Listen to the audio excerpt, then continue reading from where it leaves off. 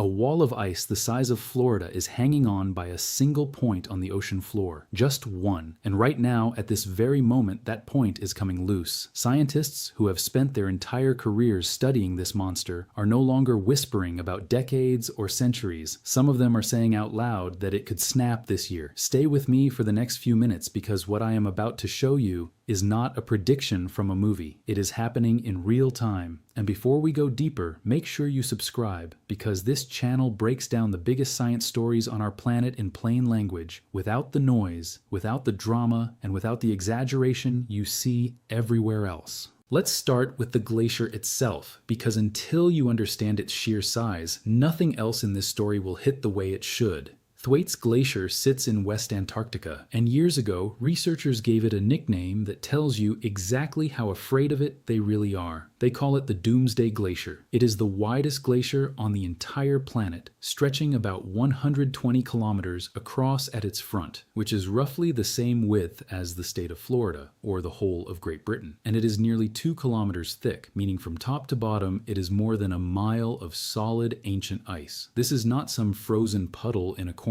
of the world nobody cares about. This is a body of ice the size of an entire American state. And right now, the thing holding it in place is quietly cracking apart. Here is the part that genuinely stopped me cold when I first understood it. In front of the main glacier, there is a floating slab of ice called the Thwaites Eastern Ice Shelf. This slab is about 350 meters thick, and it stretches out over the open ocean. Think of it like a cork jammed into a bottle, or a support beam leaning against a wall that is trying to fall. That shelf presses back against the glacier behind it, and that pressure is the only thing slowing the glacier down from sliding into the sea. Pull the cork out, and whatever was being held back suddenly has nothing stopping it. Now hold on to this next part because it sounds almost unbelievable. That entire floating shelf is largely held in place by one single spot on the seafloor. There is a place where the ocean bottom rises up into a ridge. The underside of the ice catches on that ridge, almost the way a fingernail catches on the edge of a table. One tiny point of contact is doing a massive share of the work needed to restrain a shelf that is bracing a glacier the size of Florida. A slab only 350 meters thick is holding back a body of ice more than 5 times its own thickness. And when you actually sit with that fact, the terrifying part is not just that this anchor might fail. The terrifying part is how much has been resting on so little for so long.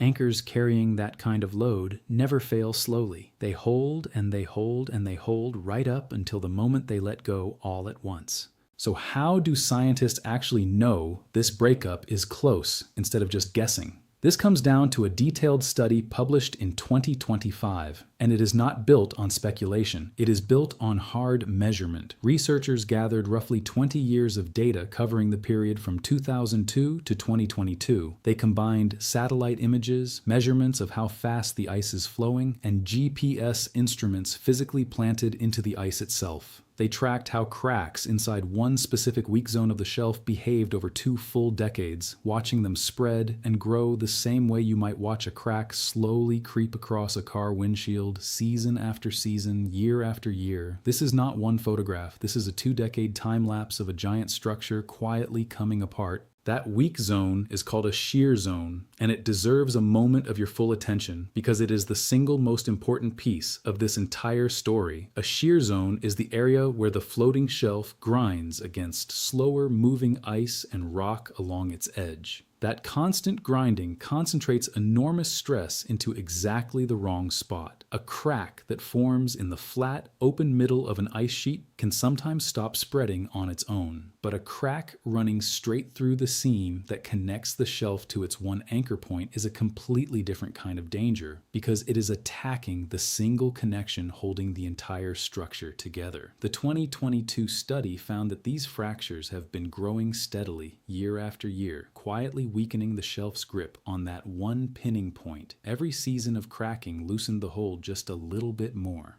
By now, both the surface and the underside of the shelf are described as heavily fractured, laced with cracks running in multiple directions, and visibly separating from the main body of the glacier behind it. The conclusion the researchers reached is blunt and direct. They expect the shelf to break apart within roughly the next 5 years. Some other scientists studying the same data believe the window is even shorter than that. possibly as soon as this year or next. A marine geophysicist with the British Antarctic Survey, who helps coordinate international research on this exact glacier, has said plainly that the shelf is very likely to break up in the near term. This is not a fringe opinion from the edge of the scientific community. This is the calm judgment of researchers whose entire job is watching this specific patch of ice, and their level of confidence has been climbing, not falling, as more data comes in. Now, if you know a little about how ice and sea level work, you might already be forming an objection in your head. So let me deal with it directly, because getting this part right matters enormously. The shelf we are talking about is already floating on the ocean, and a floating object, when it breaks apart or melts, does not raise sea level, because it was already displacing its own weight in water the entire time it was floating there. Picture ice cubes melting in a full glass of water.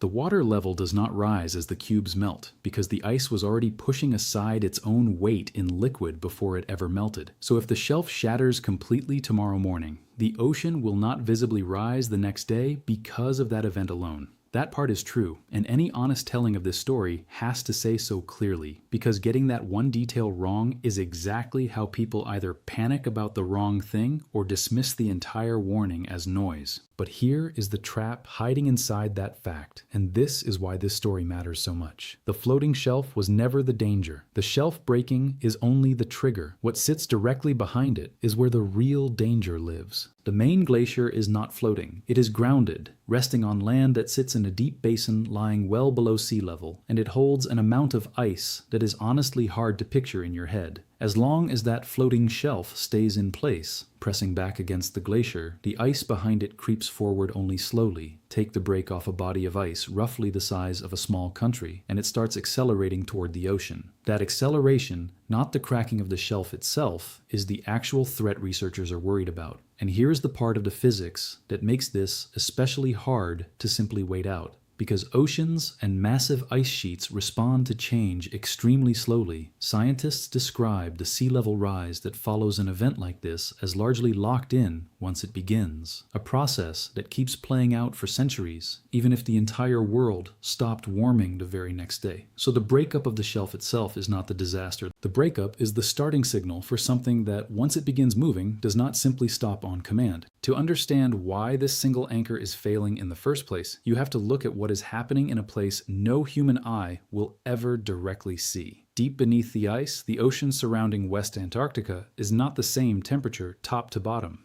There is a layer of relatively warm, salty water sitting well below the cold surface layer we normally imagine when we picture the Antarctic Ocean. And that warmer water is capable of traveling along the seafloor into places you would never expect ocean warmth to reach. Because the glacier and its shelf sit inside basins that dip below sea level, this warm water can push far inland, right up against the very anchor points and grounding zones holding the ice in place, quietly melting them from underneath. The real attack here is not coming from warm air above, it is coming from warm water below. That is exactly why the single pinning point is coming loose. It is not being worn away from the surface by warm weather. It is being eaten away from underneath at the precise spot where the ice grips onto the seafloor. And this ocean warmth is not some rare or mysterious local event. The world's oceans have been absorbing somewhere around 90% of the extra heat trapped by greenhouse gases. And those oceans cover more than 70% of the surface of our entire planet. All of that absorbed heat has to go somewhere, and some of it is quietly making its way to the underside of one of Antarctica's most vulnerable glaciers. You can actually see this shift reflected in the global sea level record itself. A recent study tracking the overall sea level budget found that ocean warming through simple thermal expansion, as water heats up and takes up more space, accounts for roughly 43% of the total rise measured over the past 60 years. But the balance has been shifting, with melting land ice becoming the fastest growing contributor to sea level rise since the 1990s. The ocean in this story is both the weapon doing the damage and the evidence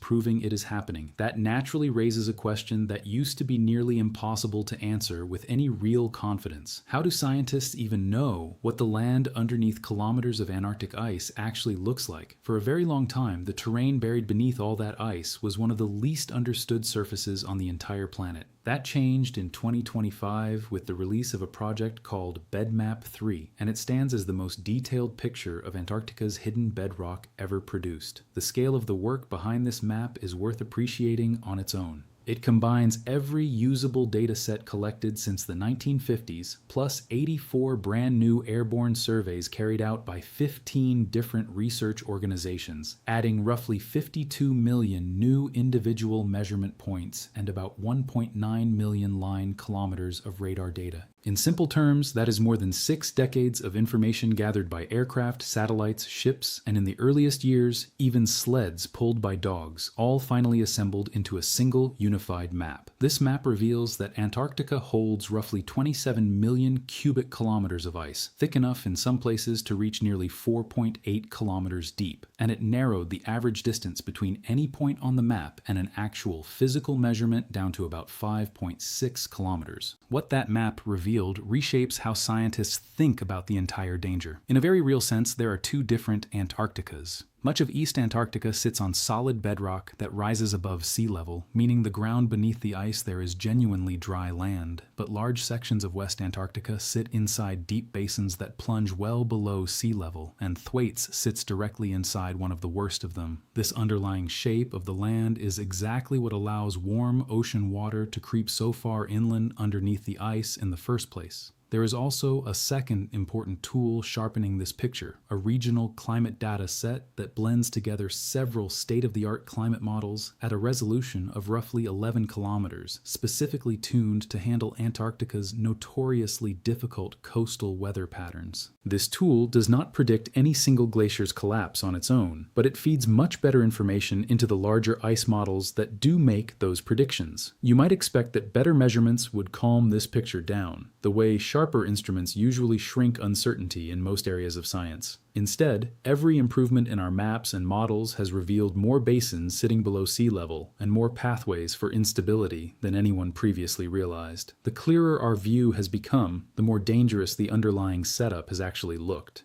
This is also where the story stops being about a single glacier and starts being about an entire continent. It is worth pausing here to really appreciate how much work went into building that BedMap 3 project, because it represents one of the largest collaborative science efforts ever carried out in Antarctica. Researchers from more than a dozen different countries and organizations contributed data collected using aircraft equipped with ice-penetrating radar, ships mapping the seafloor, orbiting satellites, and even decades-old records gathered by teams traveling across the ice on sleds pulled by dogs long before modern radar technology existed at all. Combining data collected across roughly 6 decades, using wildly different instruments and methods into one single coherent, trustworthy map is itself a remarkable technical achievement, and it is exactly the kind of unglamorous groundwork that ends up quietly supporting nearly every major glacier study that comes after it, including the fracture research and the ice sheet models already discussed. Thwaites is not just enormous on its own, it functions as a keystone, meaning it helps brace the other glaciers around it, the ones draining a wider region of West Antarctica known as the Amundsen Sea sector. If Thwaites retreats far enough, it stops holding those neighboring glaciers in place as well. Pull the keystone out from underneath an arch, and the arch does not simply lose one stone from its structure, the whole arch tends to come down. In much the same way, a full retreat of Thwaites could help unlock a much wider stretch of the West Antarctic ice sheet, allowing enormous volumes of inland ice to begin flowing toward the ocean far faster than they do today. This is exactly why researchers treat a single glacier as a genuine threat to coastlines around the entire world. Its neighboring glaciers in that same sector, including Pine Island Glacier, are already among the fastest changing bodies of ice anywhere on the planet, and Thwaites is essentially standing guard at the gate in front of them. If that gatekeeper steps aside, the ice behind it does not have to wait its turn. It can begin moving toward the same ocean at roughly the same time, and there is no larger natural barrier further downstream to catch it.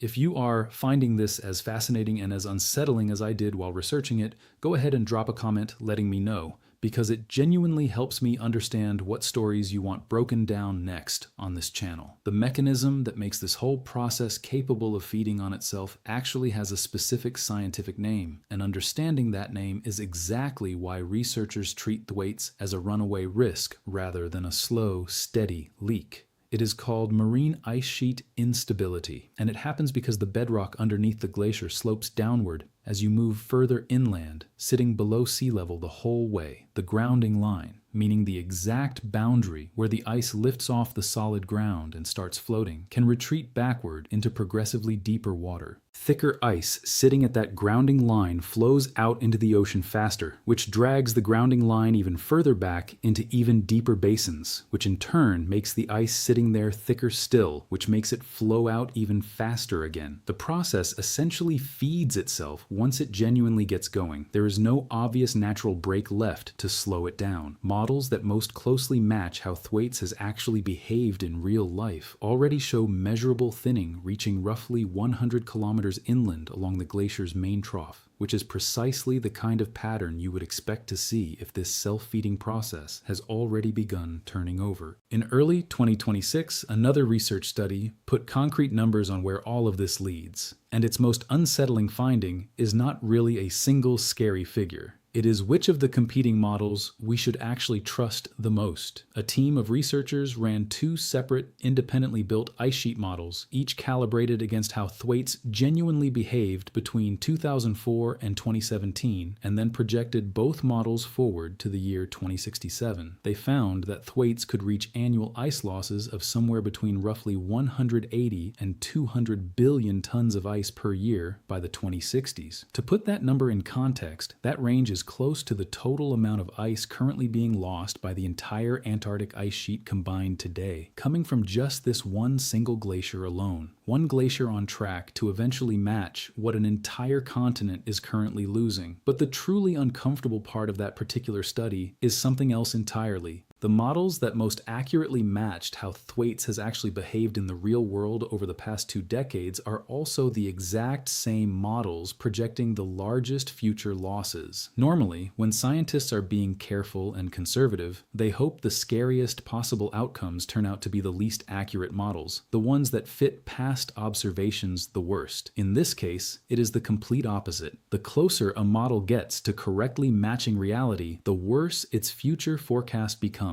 That is not something you can simply wave away as exaggeration or scaremongering, because these particular high numbers are coming directly from the tools that have proven themselves the most accurate against 2 decades of real hard observation. This directly challenges the common complaint that scientific models are always wrong or always crying wolf. In this specific case, the models are being graded against real data collected over 20 years, and the ones earning the best grades for accuracy are also the ones sounding the loudest warning. When your most reliable instrument and your most frightening projected result turn out to be the exact same result, that stops being random noise. That becomes a genuine signal worth paying attention to. It is also worth remembering that these were 2 separate models built using different methods, both calibrated against the same real-world observations, and they were not disagreeing about the overall direction things are heading. They only disagreed on the precise size of the eventual loss, not on whether that loss is coming at all. That kind of agreement between 2 independent tools is usually exactly what scientists point to when they want to argue that the ground underneath a conclusion is genuinely solid.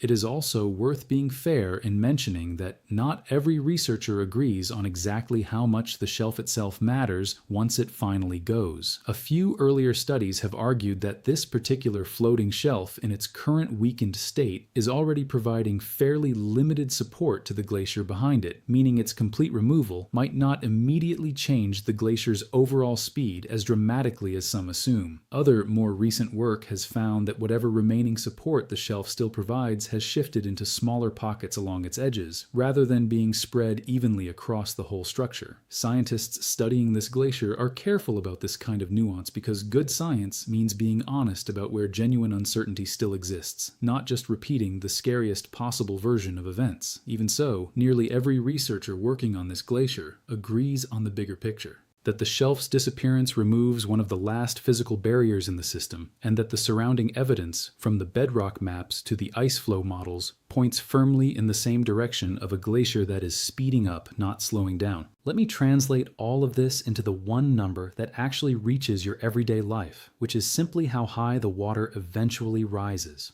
Thwaites Glacier on its own holds enough ice to raise global sea levels by roughly 65 centimeters, a little over 2 feet, if the entire glacier were to melt completely. That alone would be enough to redraw coastlines and flood zones in cities around the world. But because Thwaites functions as that keystone we talked about earlier, its collapse could help drag down a much wider stretch of the West Antarctic ice sheet along with it, and that larger ice sheet holds enough frozen water to raise global sea levels by roughly 3 meters, close to 10 feet, of additional ocean pressed against every shoreline on the planet. 3 meters is not just an abstract number on a chart. It is worth being specific about exactly who ends up standing in that water. Coastal researchers estimate that a rise of that size is enough to eventually displace somewhere between 500 million and 1 billion people, depending heavily on how quickly the world builds defenses strong enough to hold the ocean back. The places sitting directly in that path are not remote or unfamiliar. They include low-lying nations like Bangladesh, where tens of millions of people already live within just a few feet of the current high tide line. And they include some of the largest, most important cities ever built by humans, including New York, Miami, London, Shanghai, and Tokyo. Whether all of that eventually plays out as an orderly, extremely expensive, decades-long retreat behind newly built seawalls,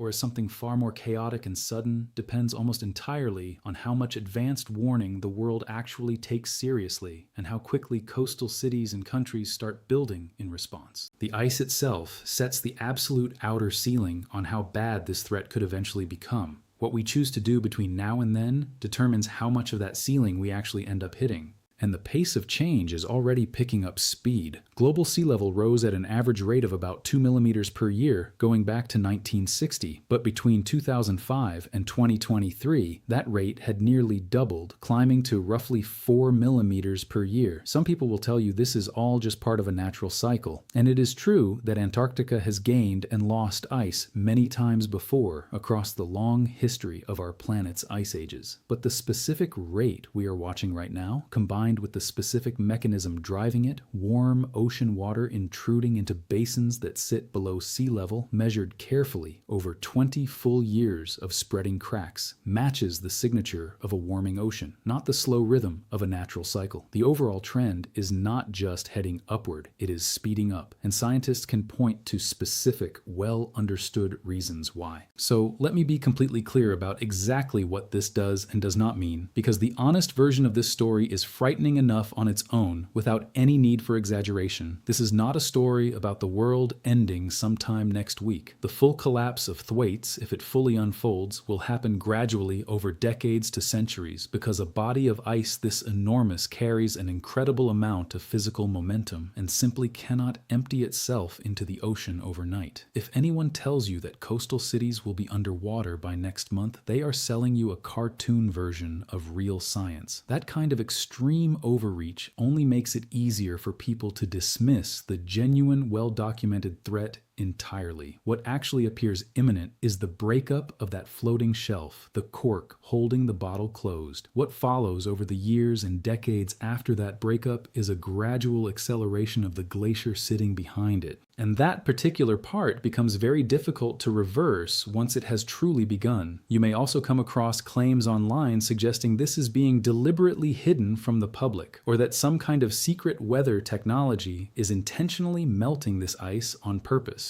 Neither of those claims holds up once you actually look at the facts. These research studies are openly published in major peer-reviewed scientific journals, freely available for anyone who wants to read them directly. The real reason this story is not sitting on the front page of every newspaper every single day is far more boring than any conspiracy theory. There is no single dramatic, photogenic collapse moment to point a camera at. The timeline involved is measured in decades, and slow-moving stories consistently lose out to fast-moving ones in a news cycle built around instant attention. As for the idea of some kind of deliberately engineered melting, the heat responsible for all of this comes from oceans absorbing roughly 90% of the excess energy trapped across more than 70% of our planet's surface. That is a force many orders of magnitude larger than anything any machine could realistically aim at a single glacier. The actual cause here is simply diffuse, widespread ocean warming, not some hidden switch or targeted beam.